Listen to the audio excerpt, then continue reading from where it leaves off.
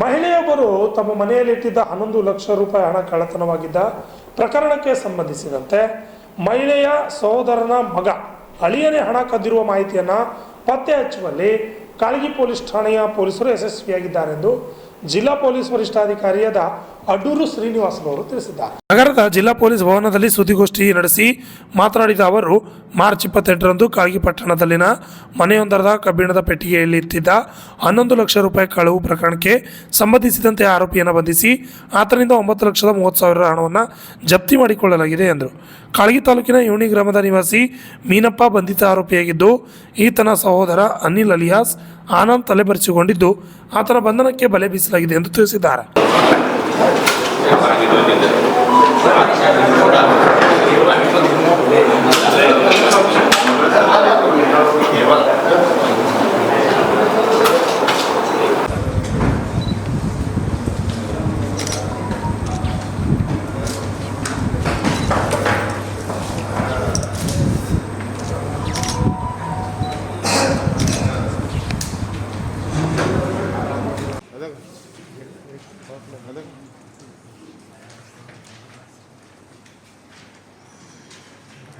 Attend ಮಾಡಿ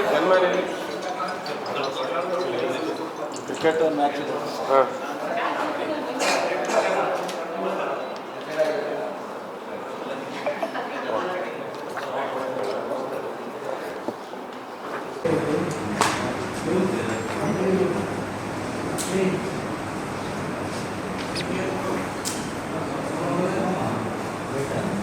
English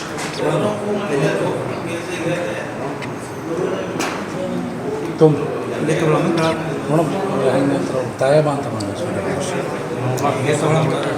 ತಂದಿಲ್ಲ.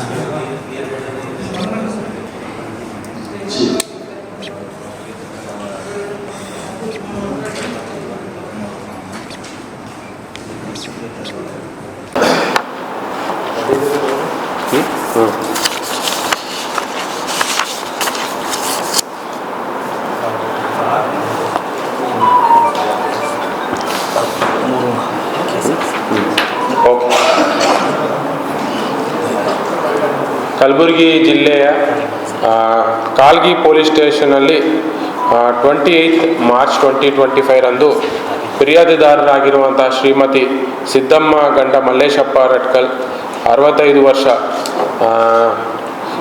ಅವರು ವಾಸ ಕಾಲ್ಗಿ, ಹಾಲಿ ವಾಸ ಅನ್ನಮ್ಮ ನಗರ ಕಲಬುರಗಿರವರು ಪೊಲೀಸ್ ಠಾಣೆಗೆ ಒಂದು ದೂರು ನೀಡಿರ್ತಾರೆ. ಆ ದೂರಲ್ಲಿ ಅವ್ರು ಮೆನ್ಷನ್ ಮಾಡಿರೋದೇನೆಂದರೆ 25 ಮಾರ್ಚ್ 2025ರಂದು ಜಮೀನು ಖರೀದಿಸುವ ಉದ್ದೇಶದಿಂದ ಅವರು 11 ಲಕ್ಷ ಹಣವನ್ನು ಕಲಬುರಗಿ ನಗರದಿಂದ ತಂದು ಅವರ ಕಾಲಿಗೆಯಲ್ಲಿರುವಂತಹ ಮನೆಯಲ್ಲಿ ಇಟ್ಟಿರ್ತಾರೆ. ಅವರು 28 ಮಾರ್ಚ್ 2025ರಂದು ಬೆಳಿಗ್ಗೆ ತಮ್ಮ ಜಮೀನಿಗೆ ಹೋಗಿ ಮರಳಿ ಬಂದು ನೋಡಿದ್ದಾಗ ಆ ಹಣವನ್ನು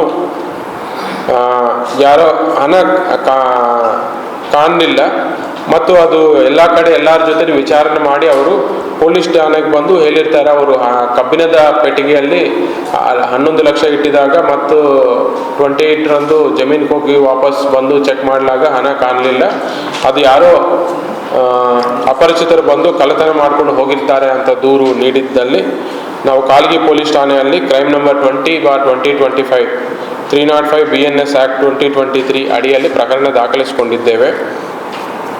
ಆ ಪ್ರಕರಣವನ್ನು ತನಿಖೆ ಕೈಗೊಂಡಿದ ಮೇಲೆ DYSP ಶಾಬಾದ್ ಶ್ರೀ ಶಂಕರಗೌಡ ಪಾಟೀಲ್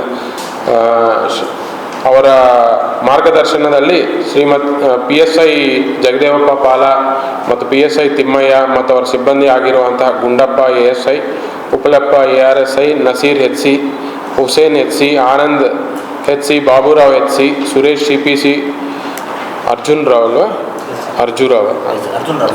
ರಾವ್, ಅಂಬರೀಶ್, ಸಂಗಮೇಶ್, ಶಿವರಾಜ್, ಬಸಪ್ಪ ಮತ್ತು ಚಾಲಕ ಮಂಜು ಇವರಲ್ಲಿ ಒಂದು ತಂಡವನ್ನು ರಚನೆ ಮಾಡಿ ಆರೋಪಿಯನ್ನು ಪತ್ತೆ ಹಚ್ಚಲಿಕ್ಕೆ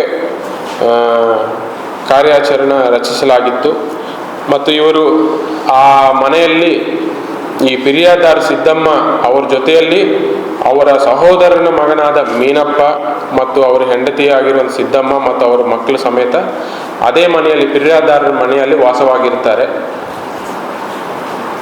ಮತ್ತು ಅವ್ರೂ ಈ ಮೇನ್ ಫಿರ್ಯಾದಾರ್ಗೆ 10 ಎಕರೆ ಮತ್ತು ತೋಟ ಎಲ್ಲ ಕಾಲ್ಗಿಯಲ್ಲಿ ಇರುತ್ತೆ, ಅದನ್ನು ಅವರು ಪಾಲಕ್ಕೆ ಮೀನಪ್ಪ ಅನ್ನೋರಿಗೆ ಕೊಟ್ಟಿರ್ತಾರೆ. ನಾವು ಇವರಿಗೆಲ್ಲ ವಿಚಾರಣೆಗೆ ಒಳಪಡಿಸಿದಾಗ ಅವರೆಲ್ಲ ಹೇಳಿಕೆಯಲ್ಲಿ ಸ್ವಲ್ಪ ಏರುಪೇರು ನಮ್ಗೆ ಕಂಡು ಬಂದಿರುತ್ತದೆ. ತದನಂತರ ಅವ್ರ ಮೇಲೆ ಅನುಮಾನ ಪಟ್ಟಿದಾಗ ಅವರು ಓಡೋಗಿರ್ತಾರೆ. ಆ ಆರೋಪಿತರನ್ನು ನಾವು ಎಲ್ಲ ಕಡೆ ಹುಡುಕಾದ ಮೇಲೆ ಟೆಂಗ್ಲಿ ಕ್ರಾಸ್ ಕಡೆ ಅವರು ನಮ್ಮ ತಂಡಕ್ಕೆ ಸಿಕ್ಕಿರ್ತಾರೆ. ಅವ್ರ ಕಡೆಯಿಂದ ನಾವು ಈ 9,30,000 ರೂಪೀಸನ್ನು ನಾವು ಅವರ ಕಡೆಯಿಂದ ರಿಕವರಿ ಮಾಡಿಕೊಂಡಿದ್ದೇವೆ. ಅವರು ಆ ಕಳ್ಳತನ ಅವರೇ ಮಾಡಿದಾರು ಅಂತ ಒಪ್ಕೊಂಡಿದ ಮೇಲೆ ಅವರು 9,30,000 ಅವ್ರ ಕಡೆ ರಿಕವರಿ ಮಾಡಿದ್ದೇವೆ. ಅವರ ಜೊತೆಯಲ್ಲಿ ಇನ್ನೊಬ್ಬರು ಅನಿಲ್ ಅನ್ನೋನು ಇದರ ಕಳ್ಳತನ ಭಾಗಿಯಾಗಿದ್ದಾರೆ ಅಂತ ಒಪ್ಕೊಂಡಿದ್ದಾರೆ. ಈಗ ನಾವು ಸದ್ಯಕ್ಕೆ ಅವ್ರ ಮೇನ್ ಆರೋಪಿ ಆಗಿರುವಂತಹ ಮೀನಪ್ಪ ಅನ್ನೋರನ್ನು ನಾವು ವಶಪಡಿಸಿಕೊಂಡು ವಿಚಾರಣೆ ಮಾಡಿ 9,30,000 ರಿಕವರಿ ಮಾಡಿ ಅವರನ್ನು ನ್ಯಾಯಾಂಗ ಬಂಧನಕ್ಕೆ ಕೊಡಲಾಗಿದೆ. ಮತ್ತು ಈಗ ಇನ್ನೋರ್ವ ಆರೋಪಿ ಆಗಿರುವಂಥ ಅನಿಲ್ ಅನ್ನೋರನ್ನು ನಾವು ಅರೆಸ್ಟ್ ಮಾಡಬೇಕಾಗುತ್ತೆ. ಮತ್ತು ಅವ್ರ ಕಡೆಯಿಂದ ಇನ್ನೂ 1,70,000 ರೂಪೀಸನ್ನು ನಾವು ರಿಕವರಿ ಮಾಡಬೇಕಾಗಿರೋದು ಇನ್ನೂ ಪೆಂಡಿಂಗ್ ಇದೆ. ಸೊ ಇದರಲ್ಲಿ ಮೇನ್ ಏನಂದರೆ, ಈ ಮೇನ್ ಫಿರ್ಯಾದಾರು ಅವರು ಹೊಲ ಪಾಲಕ್ಕೆ ಕೊಟ್ಟು ಅವ್ರದ್ದೇ ಮನೆ ಅಂತ ವಾಸಗಳಿಗೆ ಕೊಟ್ಟು ಅವ್ರನ್ನೇ ಅವ್ರ ಫ್ಯಾಮಿಲಿ ಮೆಂಬರ್ ತರಹ ನೋಡ್ತಾ ಇರ್ತಾರೆ. ಅವ್ರನ್ನೆಲ್ಲ ಕಂಪ್ಲೀಟ್ ಆಗಿ ಅವರು ಟ್ರಸ್ಟ್ ಮಾಡ್ತಾರೆ. ಟ್ರಸ್ಟ್ ಮಾಡಿದ ಮೇಲೆ ಅವ್ರ ಪಕ್ಕದ ಜಮೀನನ್ನು ಅವರು ಮಾರಾಟ ಮಾಡಬೇಕು ಅಂತ ಮಾತುಕತೆ ನಡೀತಾ ಇದ್ದಾಗ ಅವರು ಈ 11 lakhs ಅನ್ನು ಅವರು ಈ ಹಿಂದೆ ಎಲ್ಲ ಜಮೀನಿಂದ ಬರುವಂಥ ದುಡ್ಡೆಲ್ಲ ಸೇವಿಂಗ್ಸ್ ಮಾಡಿಕೊಂಡು ಅವರು ಒಂದು ಟೋಟಲ್ ಅಮೌಂಟ್ ಜಮಾ ಮಾಡ್ಕೊಂಡಿರ್ತಾರೆ. ಈಗ ಖರೀದಿ ಮಾಡಬೇಕು ಅನ್ನೋ ಉದ್ದೇಶದಿಂದ ಅದನ್ನು ಅವ್ರು 11 lakh ರೂಪೀಸ್ನು ಕಲಬುರಗಿ ನಗರದಿಂದ ಬಂದು ಮನೆಯಲ್ಲಿ ಕಬ್ಬಿಣದ ಪೆಟ್ಟಿಗೆಯಲ್ಲಿ ಇಟ್ಟು ಲಾಕ್ ಮಾಡಿರ್ತಾರೆ. ಆ ಮಾಡಿರೋ ವಿಷಯ ಅವ್ರ ಮನೆಯಲ್ಲಿರುವಂಥ ಮೀನಪ್ಪ ಮತ್ತು ಅವ್ರ ಹೆಂಡತಿ ಅವ್ರಿಗೆಲ್ಲ ಗೊತ್ತಿದೆ. ಬಟ್ ಇವರೇನೆಂದ್ರೆ ಅವರು ಮೇಲೆ ನಂಬಿದ್ರು. ಇವನ್ ಕಳ್ಳತನ ಆದಾಗ್ಲೂ ಅವ್ರ ಮೇಲೆ ಯಾವುದೇ ಥರ ಸಂಶಯ ಪಟ್ಟಿರುವುದಿಲ್ಲ. ಯಾರೋ ಆಚೆದಿಂದ ಬಂದು ಕಳ್ಳತನ ಮಾಡ್ಕೊಂಡು ಹೋಗಿದ್ದಾರೆ ಅಂತಲೇ ದೂರು ನೀಡಿದ್ದಾರೆ. ಬಟ್ ನಮ್ದು ಇನ್ವೆಸ್ಟಿಗೇಷನ್ ಟೈಮಲ್ಲಿ ಗೊತ್ತಾಯ್ತು ಏನಂದರೆ, ಮನೆಯಲ್ಲಿ ಇರುವಂಥವರೇ ಕಳ್ಳತನ ಮಾಡಿದ್ದವರು ಅಂತ ನಮಗೆ ಫಸ್ಟ್ ಸಂಶಯ ಬಂದಿದೆ.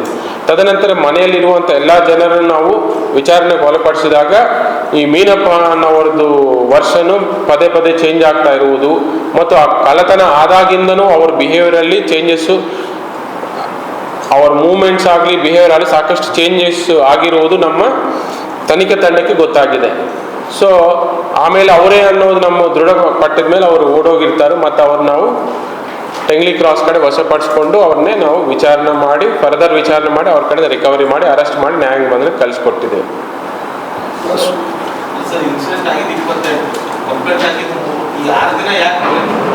ಅದೇ ಹೇಳ್ತಾ ಇರೋದು, ಅವರು ಕಳ್ಳತನ ಅವರು ಮೇನ್ ಏನಂದ್ರೆ, ಫಸ್ಟ್ ಆಫ್ ಆಲ್ ಅವ್ರು ಹೇಳ್ತಾ ಇರೋದು ಮನೆ ಲಾಕ್ ಬ್ರೇಕ್ ಆಗಿಲ್ಲ, ಅಂದ್ರೆ ಕಳ್ಳತನ ರೀತಿಯಲ್ಲಿ ಆಗಿಲ್ಲ. ಮನೆಯೊಳಗೆ ಪೆಟ್ಟಿಗೆ ಮಾತ್ರ ಓಪನ್ ಮಾಡಿ ದುಡ್ಡು ತಗೊಂಡು ಹೋಗಿರೋದು ಕಂಡು ಬಂದಿದೆ. ಫಸ್ಟ್ ಅವ್ರು ಏನಂದ್ರೆ, ಮನೆಯಲ್ಲಿ ಯಾರಾದ್ರೂ ತಗೊಂಡು ಹೋಗಿರ್ತಾರಾ ಅನ್ನೋದು ಅವರು ಎಲ್ಲರ ಜೊತೆ ಕೇಳಿದ್ರು. ಅವ್ರ ಅಕ್ಕಪಕ್ಕ ಮನೆಯೆಲ್ಲ ಕೇಳ್ಕೊಂಡು